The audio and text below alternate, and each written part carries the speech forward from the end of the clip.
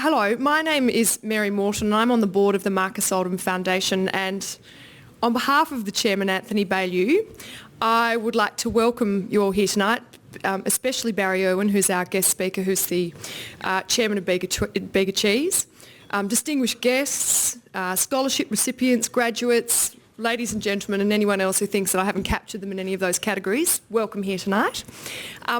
I am sorry that you've got me. Normally you would have Ant, but unfortunately he is actually very sick at the moment and I've just been reliably informed, in the Cairns hospital with an acute case of pneumonia. So that's why you've ended up with me, slightly taller, a little bit younger, but not much, and probably not as interesting as he is. Anyway, I'd also like to, not the most important people, but some very important people here tonight. I'd like to welcome and thank our ongoing sponsors and supporters who make the scholarship program possible, who make a lot of the things that we do at Marcus Oldham College possible. And I'd particularly like tonight to welcome on, not that I'm singling anybody out, but I'd really like to welcome on board HV Mckay, Sunshine Foundation, and also RACV and Suncorp, who've all recently joined the sponsorship family of the college, and we're very grateful to them and all of their co-sponsors for all the support they provide us. So I'm not going to speak for very long because I'm actually pretty boring and there's much more interesting people than me to follow me. But I just want to talk very quickly about some of the achievements and things that the Foundation's managed to get up and running since many of us last saw each other, which was about 12 months ago. Just run through them very quickly just so you know what we've been doing, see that we can add value. This year we've raised over $300,000 for the new student social room, and the building of that is well underway, and I'm reliably informed that it's going to be finished by February 2015. I don't know whether that's the builder saying that or whether that's Simon saying that that's what's going to happen, and he's got a big stick that he's driving the builders on with, but that's a great outcome, and I think the students will really appreciate it once it's up and running. The Centre for the Study of Rural Australia, this is something that's been supported by the William Buckland Foundation, who've been long-standing supporters of the college, that welcomed their first visiting American fellows this year, Trent Lewis and Dr Tom Lyons. They've held a couple of forums this year which have been very successful, and they've talked about things like, they've covered some fairly topical subjects, including foreign investment and global food issues, both of which I think are topics that probably resonate quite strongly with many of us here from the land. We obviously had our annual golf day in February, which we do every year. That was held at the beautiful Ainsbury estate. We've raised $30,000 towards the college building program, and we also supported a couple of charities, Cottage by the Sea and Second Bite, which is great. We've also invested in some new fibre optic internet capacity. Apparently it's high speed, I don't know. And some new learning management systems, and the idea behind these, I guess, is to help with deliver better teaching and learning outcomes for students at the college. So that's great. And all of these, I guess, are just the precursors, the curtain raisers, if you like, to a state-of-the-art information technology centre, which is going to be the subject of future fundraising appeals. So if you're feeling so inclined tonight, feel free to start that process. We'll take any money, won't we, Simon? Yep. The scholarship program, as I mentioned earlier, 24 scholarships this year. That's absolutely fantastic, and that's a real testament to people like Colin Hacking and a lot of the staff at Marcus who work really, really hard to bring sponsors on board. And we've obviously got a number of those recipients here tonight to receive awards, which is great. Again, we're always looking for new sponsors, so, if anyone feels so inclined, Barry, maybe, Bega Cheese might be interested in doing that. You're not just here to speak. I guess that our current major campaign, and this one's very close to the Chairman's heart and pretty close to mine too, is the new Student Recreational Hub, and I guess the theme of this campaign is fit for the future, but it will include a gym, a tennis court, a basketball court, beach volleyball courts, landscape gardens. It all sounds, a little bit swanky, but that's the rationale behind it's actually a really important one. The vision for the college is to have a recreational hub that's about promoting, I guess, healthy body, healthy mind. That philosophy is really underpinning everything that the recreational hub is about. But really it's about encouraging students to engage with each other and to form friendships and to, I guess, to develop a mindset that they can take out into the community that will help them be more resilient. And, that's the stuff we want. We want them to take those skills out beyond Marcus Oldham. So the college is actually working with the School of Psychology and in the Faculty of Health at Deakin University, and they're working with them to develop an innovative model to help students develop resilience and well-being, because as we know nowadays, the challenges in agribusiness are no less than any other industry. But if we can actually equip people not just with knowledge to farm really well, but also, I guess, the mental resilience and well-being to do the job properly and to face adversity when it inevitably comes, and I say that as the daughter of a farmer, then we're obviously preparing better farmers for the future. So that's really important, or better graduates for the future. So the challenge for that is that we need to raise about $350,000. So again, anybody feeling generous, feel free, get that checkbook out and start writing. Anyway, the last thing I'd like to do before I hand over to a much better speaker than me and Simon is to congratulate the 24 scholarship recipients, and well done. It's no mean feat to get a scholarship at tertiary level, and I know that every little bit helps, but well done. It's a great effort. And I'd also like to thank the sponsors just one more time, many of whom have representatives here tonight. So thank you very much. So,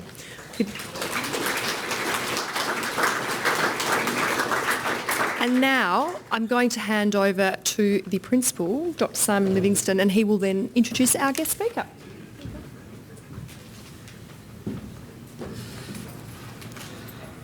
Thank you, Mary, for your presentation, and also for stepping up for the task tonight. And welcome everyone this evening. Tonight, as Mary has outlined, is about recognising and encouraging our next generation of leaders who you'll soon meet, and to thank our many sponsors who have made this possible. You would have seen in the media, certainly over the last 6 months, this talk on future in agriculture and agribusiness. And I think out of all the occupations that we're seeing at the minute, that the future for the young leaders coming through is going to be in agriculture. And certainly in my time, I haven't seen a time where everything is sort of lining up, where our students will really go out there and have a wonderful opportunity to make a difference. I'll introduce our scholarship recipients and their sponsors. I might ask Andrew Baker, who is Director of our Agriculture and Agribusiness courses, to give out the medallions.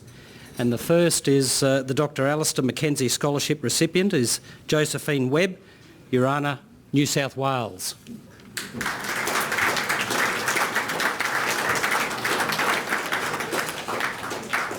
Thank you. The Australian Farm Management Scholarship goes to Bronte Goring from Brucknell, Victoria.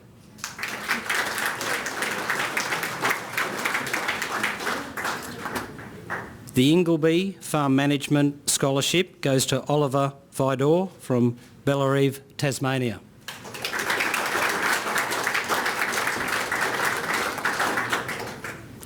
The HV Mckay Sunshine Foundation Scholarship goes to Will Ridge from Burke, New South Wales.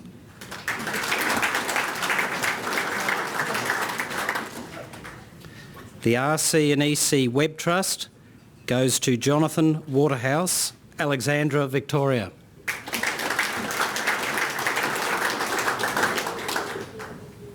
The Nick Peterson Memorial goes to Nick Archer from Cressy, Tasmania.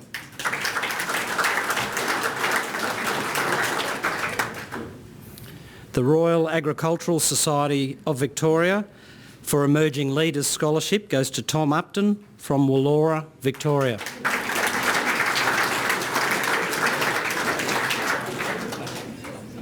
The Bill Roos Memorial goes to Patrick Armstrong from Junee, New South Wales.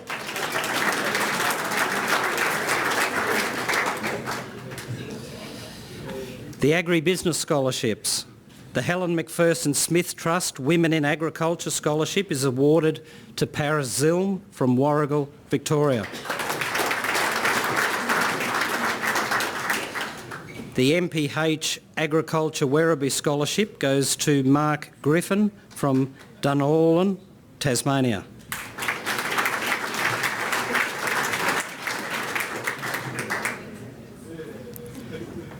The RC and EC Web Trust Scholarship goes to Joe Reid from Spring Ridge, New South Wales.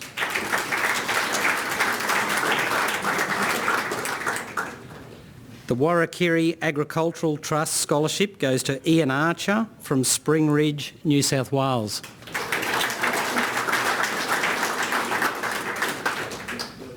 The Udinga Farm Management Scholarship goes to Ben Oog from Winton, Queensland.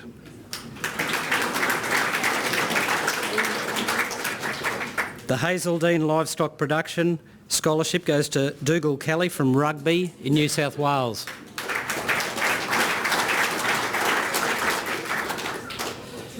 The Massey Ferguson AgCo Scholarship goes to Jackson Costa from Perth, Tasmania.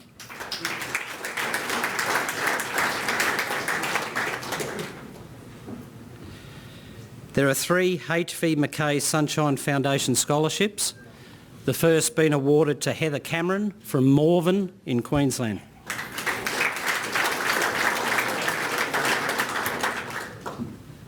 The second to Caitlin Chester from Coon-Amu, Victoria.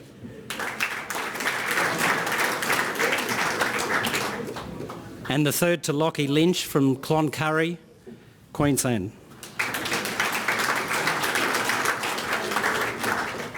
Thank you. I'll ask the Director of the Equine Management course, Emma Morell, to come up and present the medallions. The International Equine Management Scholarship recipient is Alia Nazri from Malaysia.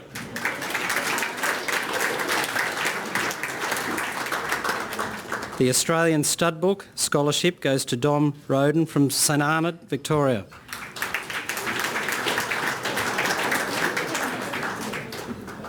The Australian Stud Book Equine Husbandry Scholarship goes to Maddie Muirhead from Bruce, South Australia.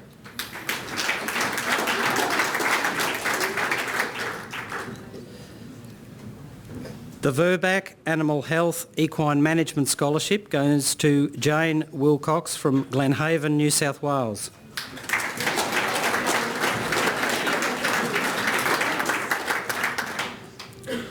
The Australian Thoroughbred goes to Drew Irwin from Mermaid Beach, Queensland.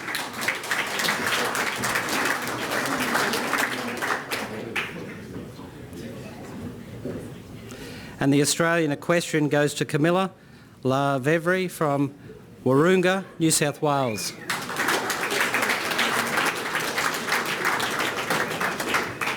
Thank you, Emma, and that concludes our presentation of the medallions. Well done to our scholarship recipients, and also thank you to all the sponsors who have been able to support these students to come to Marcus Oldham. I'd now like to introduce to you Oliver Widor, who is in his first year of the agricultural degree at Marcus Oldham, and he will speak on behalf of the scholarship holders. I welcome Oliver.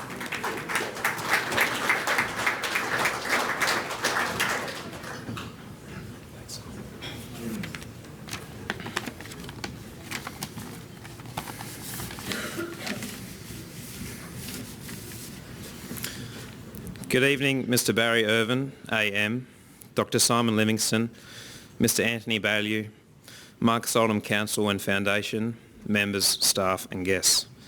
It is my honour and an absolute privilege to be here tonight on behalf of my fellow scholarship recipients and to spend the next few minutes telling a little of my story on how I came to be involved in agriculture and the unique training institution that is Marcus Oldham College. My story is a little different to the majority of students who attend the college. Born and bred in New South Wales, I spent the first 8 years of my childhood growing up in the southern suburbs of Sydney. Being raised in a medical family with dad a general practitioner and mum a neonatal nurse, my exposure to agriculture was somewhat slow to begin with. I was fortunate enough, however, to have access to the family farm that belonged to my maternal grandparents. The property, located just outside Young on the southwest slopes of New South Wales, ran a mix of cropping and livestock enterprises. It was a farm that provided the initial spark that ignited what was to become a burning desire and passion for this amazing industry. As I transition through my pre-teenage years, I would try and visit the farm as often as possible. After getting that taste of fresh air and wide open spaces, city life no longer seemed to cut it, and I would long for the holiday periods where I could once again return to rural bliss. In 2000, upon moving to Hobart, in Dad's home state of Tasmania, trips to the farm became all that more difficult and less frequent as a result. Several years later, and after consecutive years of dry conditions and hardship, the family property was sold. It took some time to accept what had happened and to come to terms with the loss of what I considered a core part of my childhood. My sense of direction in life also became a little muddled for the first time. Further down the track in Year 10, I was fortunate enough to spend 2 weeks doing work experience for a mixed farming operation in southeast Tasmania. Funnily enough, as it turned out, with a fellow classmate who also went on to become a Marcus Oldham student. In those short 2 weeks, my passion for farming was reignited and I once again had some direction. This very workplace has gone on to become my virtual home away from home, and I am ever so grateful for that. As I neared the end of my secondary education, it was a recommendation of my school's career advisor that I consider attending an agricultural college. Unaware of Marcus Oldham at the time, I settled on the idea of studying at an Australian agricultural college campus in Queensland after finishing Year 12. In what was a big move for me, the 2 years that followed, living and studying in the rich and fertile farming region of the Darling Downs, was over before I knew it. Unbeknownst to me at the time, although, there was still so much more I could and wanted to achieve out of my agricultural education. With a diploma in hand and what seemed like a dream job lined up with a mate in northern New South Wales driving big machinery, reality soon struck. Arriving on the first day, I gained my first real sense of isolation. Our residence, in the middle of a flat and barren 15,000 acre paddock, appeared to be located in what I considered whoop whoop. Everybody handles so-called isolation differently. For me, it was a real struggle. This, coupled with the fact that Dad had recently been diagnosed with prostate cancer, made it all too much for me being so far away from family. I ultimately made the decision to pack my bags and head back home to Tassie. I spent the remainder of the year working for the very same operation as I had for those brief 2 weeks in Year 10. It was great being back amongst family and doing what I loved. However, I soon came to the realisation that if I wanted to become more than a steering wheel attendant or manager of a drench gun, I had to further the education I had received up until that point. I enrolled and was accepted into an Ag Science degree in South East Queensland commencing the following year. Soon after commencement, I quickly found that the degree's very theoretical content was just not practical enough for me. I made the rather hard decision of leaving uni, and in what seemed like a case of deja vu, spent the remainder of the year working again and trying to figure out where to from here. As it turned out, I returned to northern New South Wales for several months to complete a sowing season, while still trying to work out my future movements. As some things just have a way of working out, a Marcus Oldham student was completing his second year of practical placement at that very same property. It was extensive discussion with him, in addition to visiting staff member Toby Campbell, that really set things in motion for my eventual attendance at Marcus. After further investigation into what Marcus could offer, I was assured I was making the right future choice in enrolling in the farm management degree. I can tell you now I haven't looked back. The high expectations that I had of the college have been met and then some. It speaks volume that Marcus is the only independent agricultural college left in Australia, which shows its curriculum has the keys to success in training the next generation of agricultural leaders and ambassadors in their respective fields. So where to from here, you may ask? No longer having a family property to return to, I have the ambition of working my way up to a farm management position upon graduating Marcus, and hopefully one day having a piece of land that I can call home. In closing, I'm the proud recipient of the Ingleby Farm Management Scholarship, and I want to take this time to state my and my fellow scholarship winners' utmost gratitude towards all of the Marcus Oldham Scholarship sponsors. The generous funding provided by these businesses and private donors has remained an integral part of the college's success story. Your investment in the education of Marcus students has been pivotal in allowing people such as myself and fellow scholarship recipients to pursue our goals and ambitions in an industry that we're ever so passionate about. For that, we're truly grateful. Thank you.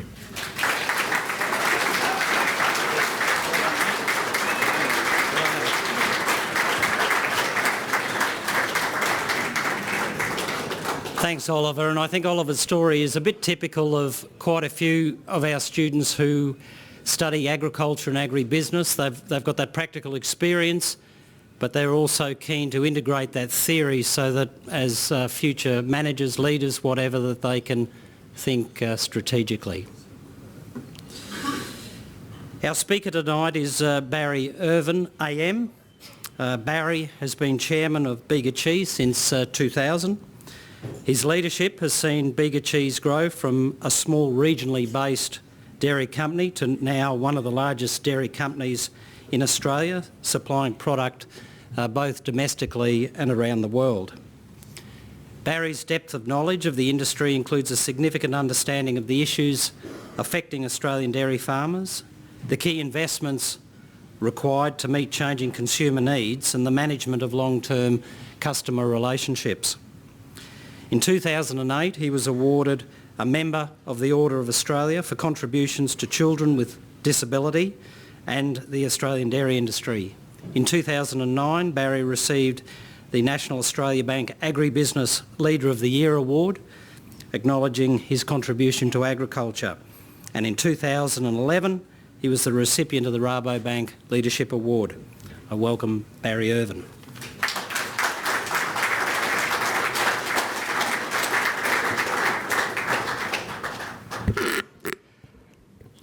Thank you, Simon, and congratulations to all the scholarship holders. I always think that the key to most success is actually information and education. And so I'm always delighted to be involved with anything that actually advances knowledge and that brings opportunity.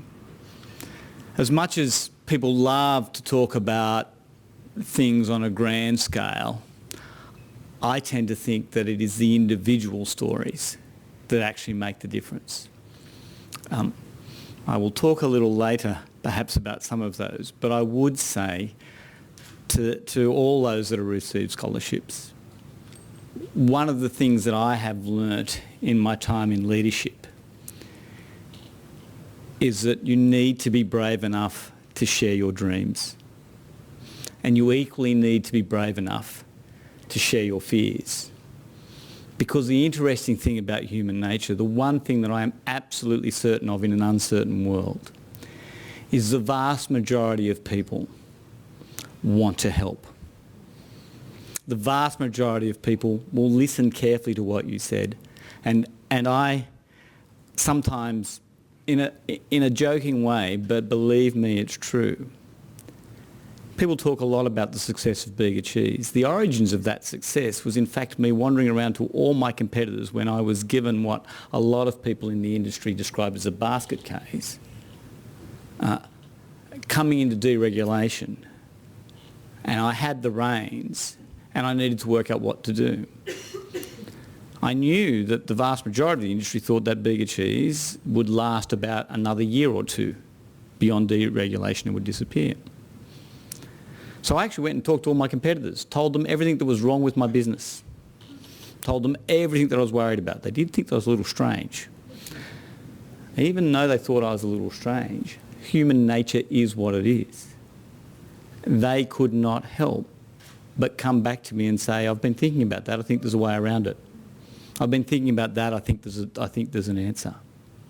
So you should never doubt that part of success will be being brave enough to actually tell somebody what you dream of and what you worry about.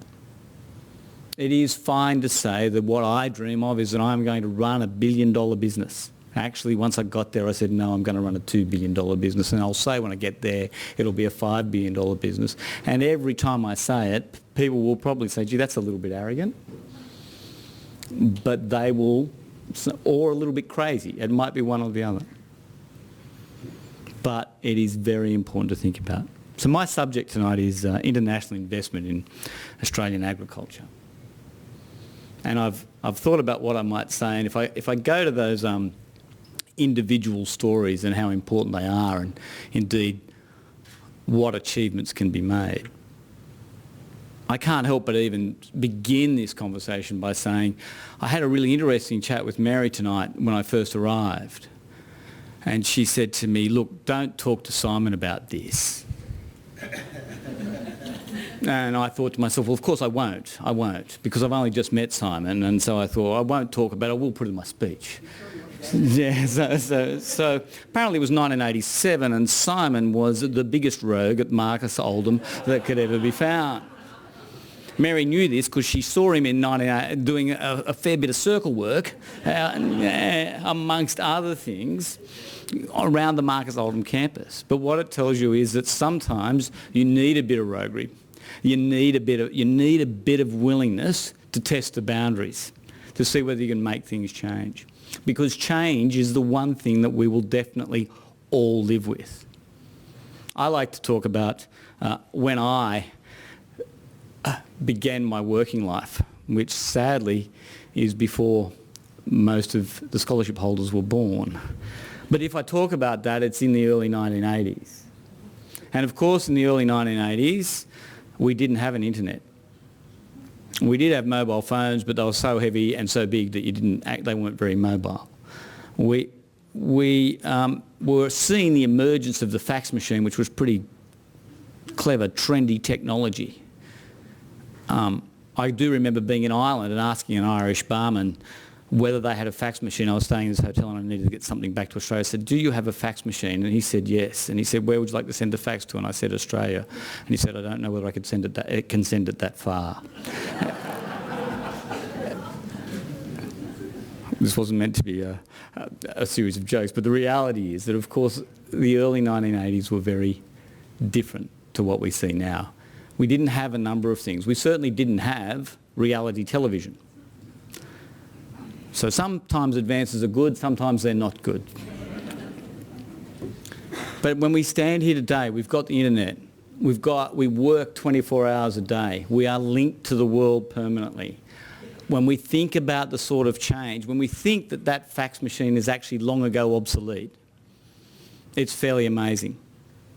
It's really amazing when we think about the level of change over the past 30 years and what we've had to adjust to as an economy, as a society, as industry.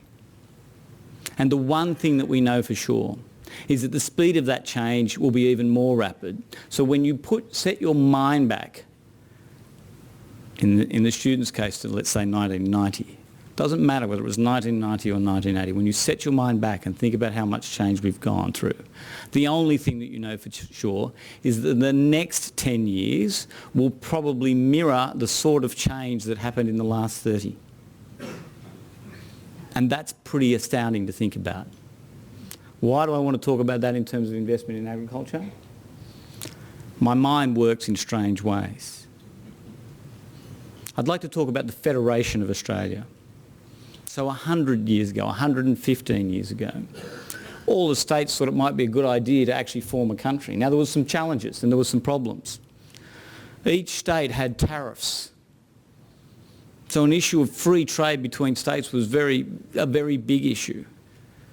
Each state was worried about different things. The New South Wales state, being the biggest state, thought that free trade was a great thing because obviously it advantaged them. Queensland were very worried about the White Australia policy. Now you might say, look, those Queenslanders, as is the case today, were very forward thinkers. You know, something like the White Australia policy was abhorrent to them then, way in advance of everybody else thinking about it. Sadly, not the case. So we're just worried that they wouldn't be able to bring Kanaks over anymore to harvest their sugarcane. So, better leaders, stronger people brought together a federation. They realised that there was greater value in putting those individual states together, getting rid of tariffs, working out how to work as an economy. They actually were so worried about getting free trade between states to actually work that they put a section in the Constitution, Section 92, that said there had to be free trade between states. It was illegal for it actually not to occur. The funny thing is, if you're in the dairy industry, we spent the next 100 years finding a way around it. And it took us till the year 2000, which actually in context is unbelievable. It took us to the year 2000 to actually introduce free trade between states in the dairy industry. That's known as deregulation. Why is that important? I think in the future, not in the long future, in the next 20 to 30 years, people will look back on the debates about whether there should be global free trade, on the debates about what is good for a community, and say, I can't even believe that that was an issue, because we will go through such rapid change. So what I say is that change is coming. We have to be part of that change, and we have to embrace it. We have to recognise that whilst we will fight hard for example, a free trade agreement with China, eventually it will become obvious that free trade around the world is what will improve the prospects for the world. I do believe that famous School of Economics, Milton Friedman, said that the best protection against freedom was actually free trade and economics. Economic freedom delivered political freedom. And I think that's absolutely true. So the more that we think about that, the more that we embrace it, the better off we will be. So that brings you to what is a sometime controversial subject. If we believe in free trade, if we believe that the world markets and our involvement in those markets is the future, as it definitely is, we cannot therefore not believe in international investment in Australian agriculture. We have to absolutely believe in it. We have to embrace it. It is the basis for opportunity. There is no good our government saying we are open for business, but only in some circumstances. We should be open for business in all circumstances. It was a few years ago that, so if I do talk about 10 years' time, it was a few years ago that Professor John Beddington, the chief scientist in Great Britain, talking about climate change, interestingly enough, but said we have to understand what the next 10 years holds for us. By a little longer than 10 years, but by 2030 we will have 8.3 billion people in this world. We will have a 45% increase in the demand for food, a 40% increase in the demand for energy, a 30% increase in the demand for water. And all that sounds extraordinarily exciting if you're in agriculture, because surely that means that if you're in agriculture and you know what you're doing and you've actually got rid of all those trade barriers and you've welcomed all the investment in and created the infrastructure that services that, you will, to use a very technical corporate term, make out like a bandit. But of course we know that life isn't that simple. And what we do have to realise, that along with that opportunity comes the risk of failed states, comes the risk of more global upheaval than we've ever seen in the past, comes the risk of enormous economic volatility. How do we know? Because we've seen it in the past. When everybody talks about the Arab Spring, they fail to talk about the fact that the origins of it were in fact that world food prices became so high that in the Middle East there were a number of people that couldn't afford to feed themselves. The government changed in Mexico because people couldn't afford the corn for tortillas. So when the global financial crisis came, ironically enough, it pulled agricultural prices back down to an affordable level. Because if they had continued on the trend they were, you were going to see more upheaval than you've ever seen in the past. What do geopolitical issues mean to people in agriculture? They mean everything. So Russia has banned many countries from importing dairy products or food products, agricultural products, into Russia for the next year. We live in a global environment. That Russia is, along with China, the world's biggest importer of dairy products, mostly out of Europe. Europe's banned, the United States is banned, Australia is banned. Norway is banned. Interesting enough, I'm not sure what the Norwegians did, but there are. I can understand why we're banned, and we should be. We should be brave enough to say no when the wrong thing happens. What's that going to mean? It's going to mean that the economic theory that says there's an enormous amount of demand out there for dairy products and therefore dairy will go on this permanent growth and life will be merry, that's not what it's going to mean. That's not how life's going to work. Life's going to work in the way that says there is now surplus international dairy products and the price is going to come down. And that's what we're seeing. What does that have to do with investment? Some of the bits and pieces that I'm telling you in this story start to come together. So we know that there are elements of the world worried about food security. We know that demand's going to keep coming, but we have to find our place to meet that demand. And we shouldn't expect that we can just do that in isolation. We can have the things we like and reject the things that we're not sure about. We have to take it all. We have to take it all and we have to embrace it all. We have to say that agriculture is a great opportunity and it will require a great level of investment. We've got, for the sake of describing this in a simplistic way, we've got 4 different types of investors wanting to be in agriculture.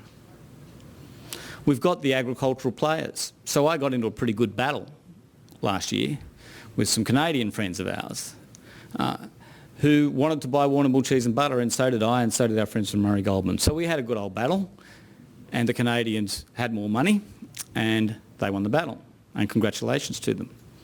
They wanted to be there, the same as Lactalis wanted to be there when the French company that bought Jindy, or Chobani, the American company that bought Bede Foods, Gippsland Yogurt, and many others. Bright Dairy, who bought Synlait in New Zealand. They want to be there because they're industry players, and they represent knowledge of the industry and knowledge of the opportunity. They want to service the global opportunity, and they understand exactly what it is. It's why, in fact, it's the Europeans and the North Americans that are faster movers in terms of acquisition of Australian agriculture than what is the thing that is most talked about, which is the Asian investment. I don't quite understand why one piece of international investment is considered okay and another is not. I think it should all be welcomed at the same rate and at the same level.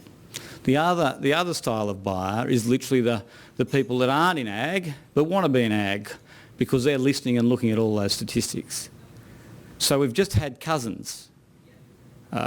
Look, again, I'd have to go back to the 80s, but I think they had soap on a rope, and they make a nice sort of imperial leather for the alpha male of the room. But they've just bought 5 AM yogurts. I will leave it to them to explain how soap and yogurt goes together, but that's okay. They've actually identified as a sector that they want to be in. So this is new money coming into an agricultural sector, which should be exciting for us.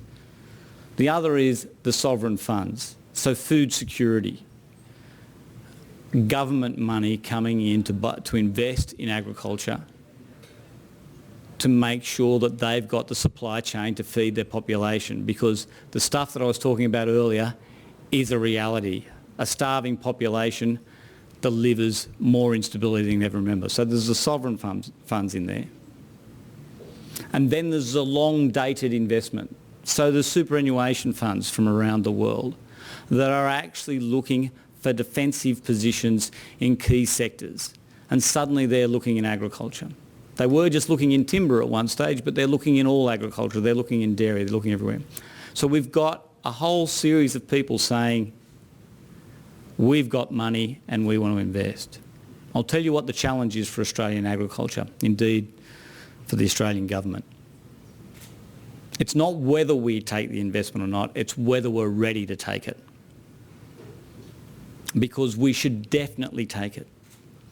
We need business development managers that actually recognise, or the equivalent of business development managers I should say, that bring people here and do more than take them out to a mining site in Central Australia and say, here it is, this is what we do, why don't you invest in this? That take them and show agricultural production, agricultural value adding that is ready for investment. That's extraordinarily important. It is not important to try and think about why you should say no. It is very important to say, We are ready. This is how we create value for you. Make the investment here. The role for Australian agriculture is not going to be to feed the world. The role for Australian agriculture is actually going to be to create value-added product for the middle and upper middle classes of the world, wherever they might be. That means education, that means technology, that means investment, that means R&D, that means infrastructure. We need to be investment ready in this country because we've got a great and exciting future in agriculture. We don't need to be distracted by short-termism. We need to make sure that we are doing all the things that mean that agriculture will indeed become the jewel in the crown for Australia. It has every opportunity to do so. It won't come freely or easily. We will actually have to be prepared to share our hopes, share our dreams, and recognise our fears. I'd like to wish all the scholarship holders the best of luck. You are the future. I think that Simon's right. Agriculture has never had more interests. I'm really glad that everybody's caught up. We've believed it for a very long period of time, that it had a special place in world trade, but we've also believed that you have to be willing to invest strongly, wherever that investment might come from. The success of Bega Cheese, which I haven't talked about at all tonight, is that we were prepared to keep investing in value-added infrastructure, in high-end technology, in people, in research. Government has a role in research, in infrastructure. We need to find a way to get productivity on the farm. We need to make sure that we are globally competitive. We need to seize the opportunity. I know we are well positioned to do so. Thank you very much.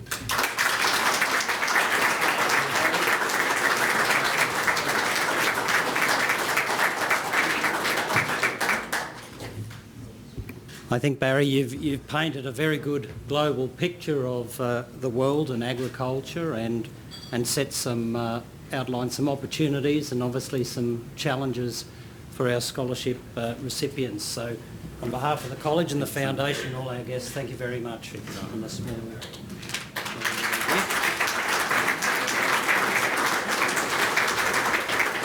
And just finally, our chairman, Bruce Wilson, is overseas, but just to say a few words in conclusion, I'd like to ask James Buffton to come up. James is chairman of our Planning, Building and Facilities Committee and been a college member for about 12 years. So James, if you'd like to come up and just say a few final words.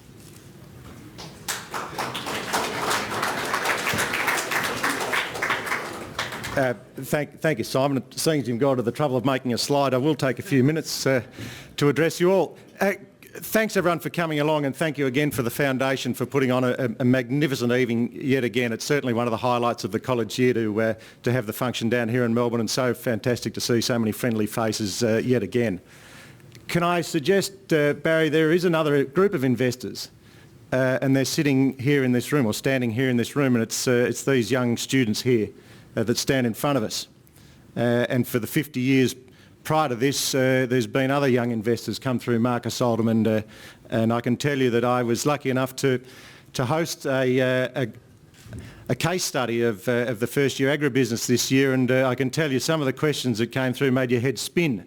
So I can assure you that we're in good hands when these young people come through the system and into our industry. Ladies and gentlemen, have a great evening.